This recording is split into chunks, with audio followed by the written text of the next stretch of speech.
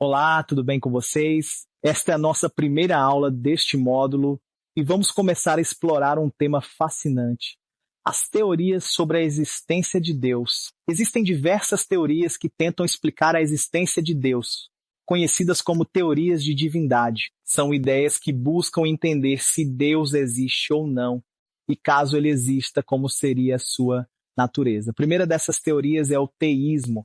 O termo teísmo vem do grego theos, que significa Deus. O teísmo é a crença de que há um Deus, seja qual for esse Deus. Ele se manifesta de várias formas, como no teísmo cristão, islâmico, indígena, entre outros.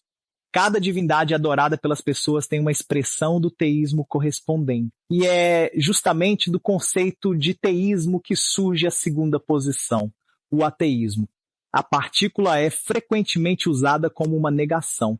Portanto, o ateísmo é a negação de Deus. Tecnicamente, todo ser humano é, de certa forma, ateu.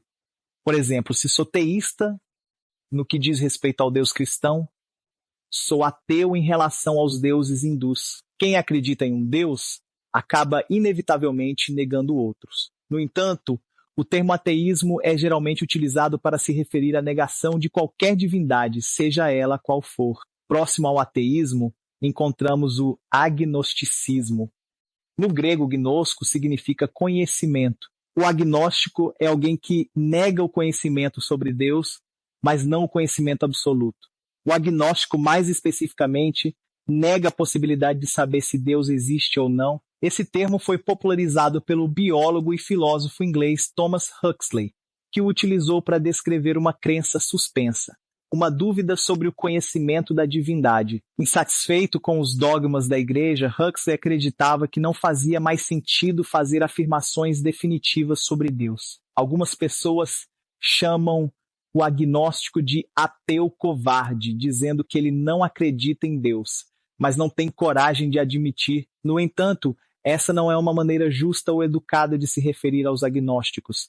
Eles são aqueles que duvidam da capacidade humana de discutir questões metafísicas e chegar a respostas definitivas. Enquanto questões científicas podem ser discutidas com base em provas palpáveis, as questões metafísicas, que vão além da matéria, são, segundo os agnósticos, inacessíveis ao entendimento humano. Para eles, debater sobre esses temas é ineficaz, pois eles estão além da nossa capacidade de compreensão. Dentro dos sistemas teístas também existe o politeísmo, uma crença na existência de várias divindades. O termo grego polos significa muitos, e o politeísmo é justamente a ideia de que há muitos deuses que podem estar em competição ou em harmonia entre si. Dentro do politeísmo existem variações como monolatria e polilatria. Monolatria é a prática de adorar apenas um Deus, apesar de crer que existem outros. Por outro lado, bopulilatria é a adoração de vários deuses simultaneamente. Também temos a virnoteísmo, um termo criado por Max Miller, um historiador das religiões, para descrever pessoas que vivem em um contexto politeísta, mas escolhem adorar apenas um Deus. Há ainda o panteísmo, que vem de palavras gregas como panta e paz, que significam tudo ou todos.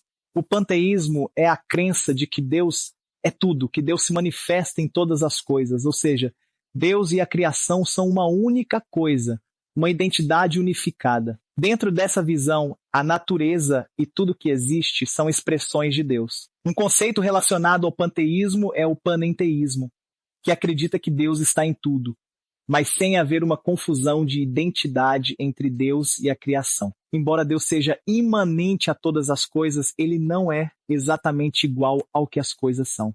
Muito próximo dessa ideia, encontramos o monismo, que vem do grego monos, que significa único ou só. O monismo propõe que tudo é uma única substância ou realidade.